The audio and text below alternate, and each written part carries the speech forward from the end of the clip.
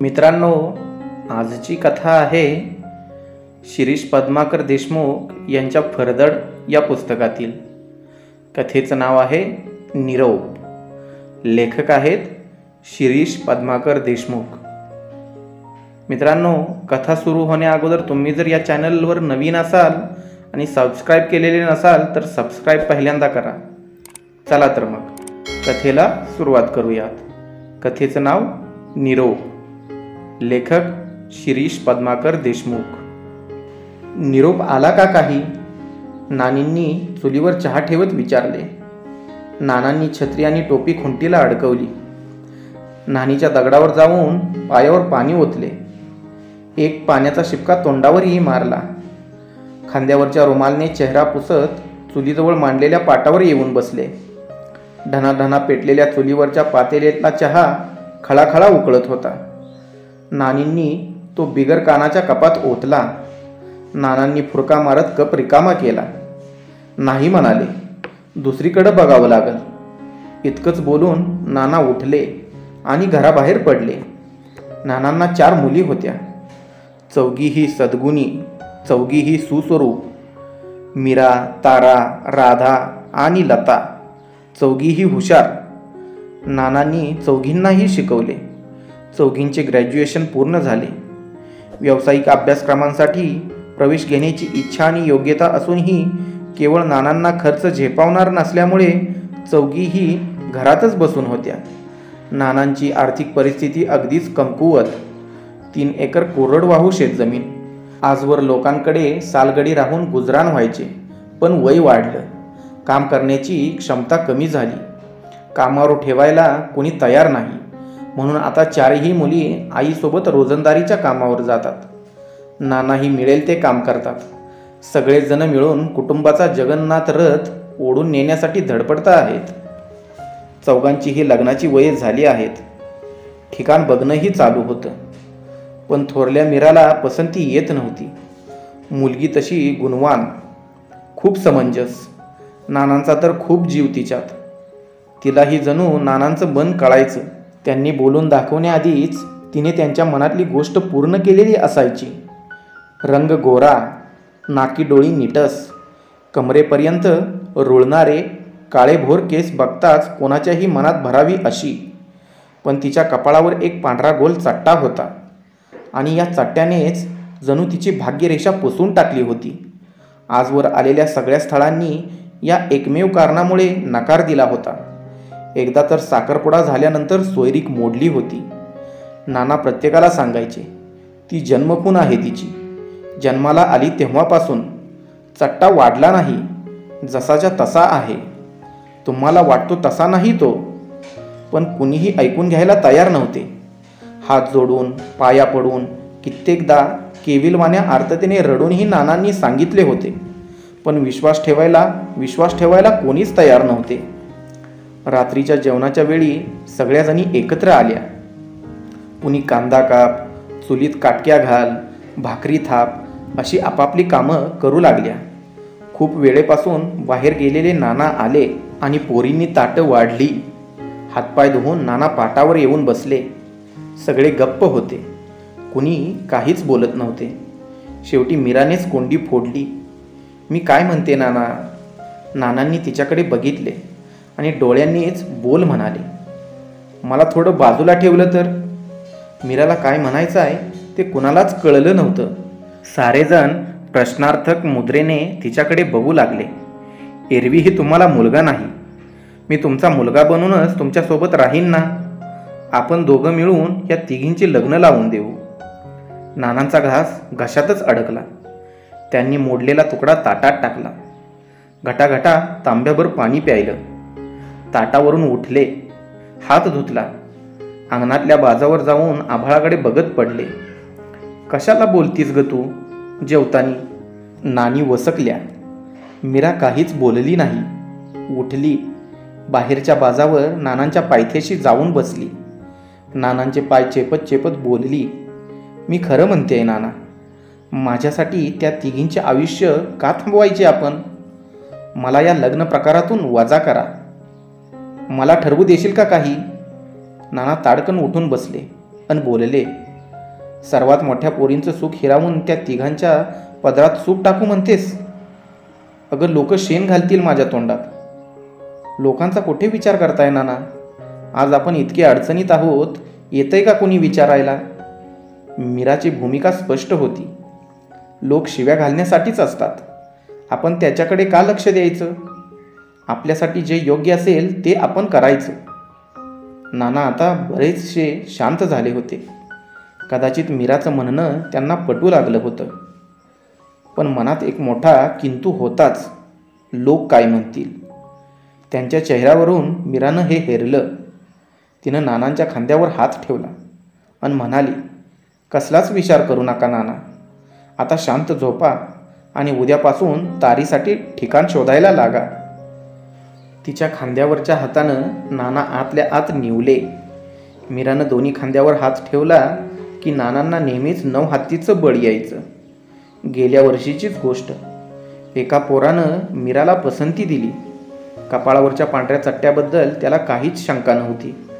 पसंती आली हे कळताच नाना प्रचंड खुश झाले. आता माझी मिरी उजवणार हा त्यांचा आनंद गगनात मावेनासा झाला. बोलणीची बैठक संपली. समोरचे म्हणाले, 5 लाख हुंडा आणि लग्न करून द्या. नानांच्या पायाखालची जमीनच सरकली. एवढा पैसा? हुंडा 5 आणि वरचा खर्च 4, म्हणजे 9 ते 10 लाखाच्या घरात. फार तर 2 लाखांची तडजोड करून ठेवलेली होती नानांची आजवरची कमाई. ठीक आहे, ओढा टिळे, नाना बोलले आणि सगळ्यांनाच मोठा धक्का बसला. कशाच्या जोरावर हे धाडस करतायत नाना? मीराला कळताच तिने नानांना बैठकीतून बाजूला बोलावले. काय करताय हे नाना? कुठून आणणार इतका पैसा? तुला काय करायचं आहे? मला लग्न करायचं आहे नाना. पण तुमच्याकडे पैसे नाहीत हे मला माहीत आहे. काय करायचं ठरवलंय तुम्ही? जमीन काढणार. काय? शेत विकणार? किती पैसे येतील? सगळी विकून ही फार तर 8-9 लाख.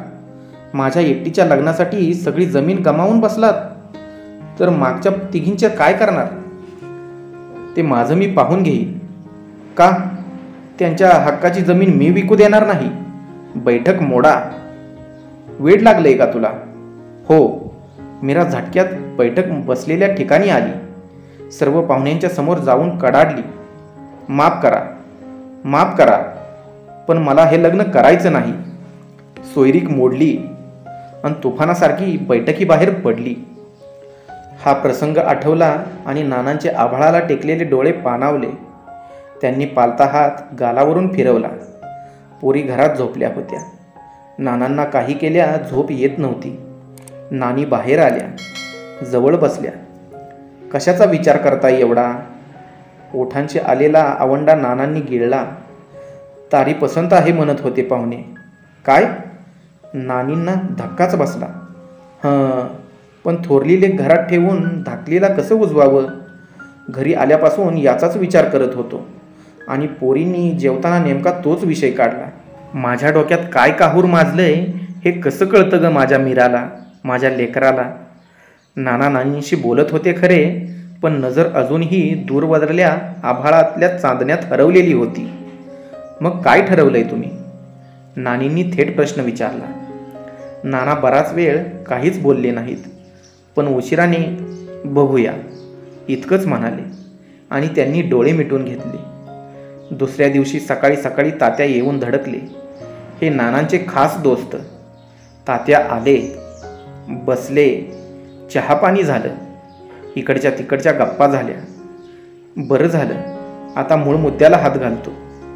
सुपारी कात्रीत तात्या बोलले, माझ्या साडूच्या बहिणीचं पोरग लग्नाचं आहे. औरंगाबादला कंपनीत कामाला आहे. पोटापुरतं कमवतं या. मीरासाठी बघावं म्हटलं. मी ठेपा दिलाय. तू म्हणलास तर उद्या बघायला येतील ते.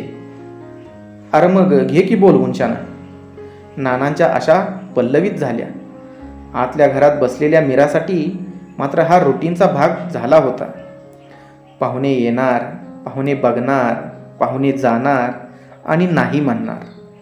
तिच्या कोणाकडूनच काहीच अपेक्षा नव्हत्या. दुसऱ्या दिवशी पाहुणे आले. चहा, कांदा पोहे झाले. ठरलेले प्रश्न, ठरलेली उत्तरं, जाता जाता निरोप कळवतो हे ठरलेलं आश्वासन. त्यानंतरची चर्चाही ठरलेलीच. मुलगा चांगला आहे, होकार येईल असं वाटतंय, वगैरे वगैरे. 8 दिवस उलटून गेले. निरोप काही आला नाही. नाना आणि घरच्या सर्वांनीच काय समजायचे ते समजून घेतले. नाना, का वेळ आणि पैसा वाया घालवताय माझ्यासाठी? बऱ्याच दिवसांनी पाण्यासाठी मीरासोबत नाना आले होते. गावाबाहेरच्या सरकारी विहिरीतून पाणी शेंदून न्यावं लागायचं. रोज चौघी यायच्या, 4 हंडे घेऊन जायच्या. आज नाना आणि मीरा दोघेच आले होते. जाताना चालता चालता मीराने विषय काढलाच. नाना काहीही बोलले नाहीत. नाना, जगाच्या पाठीवरचा कोणताही मुलगा मला पसंत करणार नाही. माझ्या नादात त्या तिघींची वयं का वाढू देत आहेत? कोमेजून जात आहेत त्याही. उद्या आणखी उशीर झाला तर त्यांनाही पसंती येणं मुश्किल होईल. मी राहते ना तुमच्याजवळच. कधीच घराबाहेर निघणार नाही, दिसणारही नाही कुणालाच कुठेच. नाही दिसले की कुणी चर्चाही करणार नाही. मीरा बराच वेळ बडबडत होती. नानांच्या डोक्यात काही वेगळ्याच विचारांनी थैमान घातलं होतं. नानांच्या विचारात आणि मीरांच्या बडबडीत ते केव्हा विहिरीवर पोहोचले त्यांनाच कळले नाही. थांब, मी पाणी शेंदतो. विहिरीच्या भोवताली बांधलेल्या कट्ट्यावर चढत नाना म्हणाले. मीरानं कळशीच्या गळ्याला चराट्याचा फासा टाकला. दोर नानांकडे दिला. तोच काहीतरी तिच्या लक्षात आले आणि ती बोलली, नाना, तुम्ही खाली उतरा, मी शेंदते पाणी. आणि ती कड्यावर चढली. नाना, नाही नाही, मी शेंदतो असं म्हणत असताना तिने जबरदस्तीने त्यांना खाली उतरवलं. नानांच्या डोक्यात घुमणारा विचार जणू मीराच्या काळजापर्यंत पोहोचला होता. लाडक्या लेकीच्या आकांक्षा पूर्ण करू न शकणारा एक हतबल आणि एक हताश बाप काय करू शकणार आणखी? स्वतःला विहिरीत झोकून द्यायचा विचार होता नानांचा. मीरा स्वतः विहिरीच्या कड्यावर चढली. कळशी विहिरीत सोडली.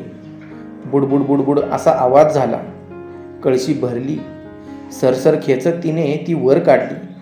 कळशीतलं पाणी भांड्यात ओतलं. 4 कळशी मावेल इतकं पाणी त्या भांड्यात साचायचं. सराट पुन्हा विहिरीत फेकला. खाली उभा असलेल्या नानांच्या डोळ्यातले चक्रीवादळ अजून सरलेले नव्हते. चपळाईने पाणी शेंदणाऱ्या मीरेकडे ते एकटक बघत होते. उगीच खाली उतरवलं या पोरीला. स्वतःला संपवलं असतं, मुक्त झालो असतो. किंवा किंवा किंवा मी हिलाच मुक्त केलं तर? जन्मापासून कधी कोणत्या गोष्टीतला आनंद अनुभवायला मिळालाच नाही या पोरीला. घरातलं 18 विश्व दारिद्र्य, वंशाला दिवा हवा म्हणून लेकरं होऊ दिली.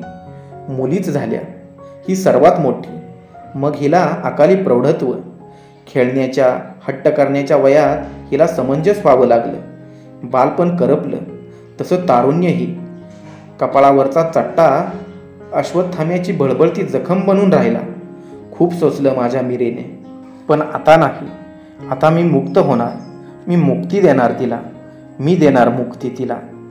हे आणि असे कितीतरी विचार नानांच्या मनावर, शरीरावर अक्षरशः आरूढ झाले होते. त्यांनी आपले दोन्ही हात मागे खेचले. मीरा पाण्याची कळशी खेचण्यात मग्न होती. नाना पुढे सरकले. आता फक्त एक धक्का देण्याचा अवधी. आणि धपकन असा आवाज झाला. विहिरीतलं पाणी उडून नानांच्या अंगावर आलं. त्यांनी मागे खेचलेले हात मागेच राहिले. पुन्हा एकदा बापाच्या मनातलं वादळ पोरीच्या मनापर्यंत पोहोचलं होतं. नाना आपल्या लेकीसाठी तडपडत होता. धक्का देण्याचं पातक बापाच्या माथी लागायला नको म्हणूनच की काय तिने स्वतःला विहिरीत झोकून दिले. मीरा, मीरा, मीरा. नानांनी एक प्रदीर्घ टाहो फोडला. विहिरीत डोकावून पाहिले. ती तळाशी गेली होती. तिला वर काढण्यासाठी कुणी सोबत हवे म्हणून ते धावत गावाच्या दिशेने सुटले. मीराने स्वतःच पाण्यात उडी मारली होती.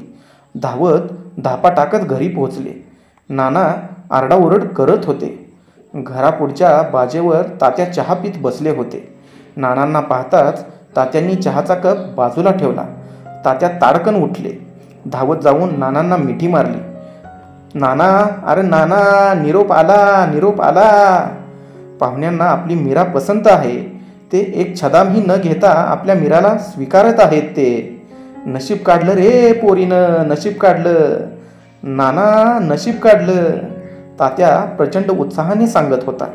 नाना मात्र जणू गोठून गेले होते. एखाद्या उभ्या मड्यासारखे निष्प्राण झाले होते. त्यांच्या थिजलेल्या डोळ्यापुढे मीराच्या कपाळावरचा पांढरा चट्टा गरगरू लागला होता. हळूहळू तो चट्टा नानांच्या शरीरभर पांगत गेला. नानांचं विझलेलं काळीज ढणाझणा पेटत गेलं होतं, पुन्हा कधीच न विझण्यासाठी.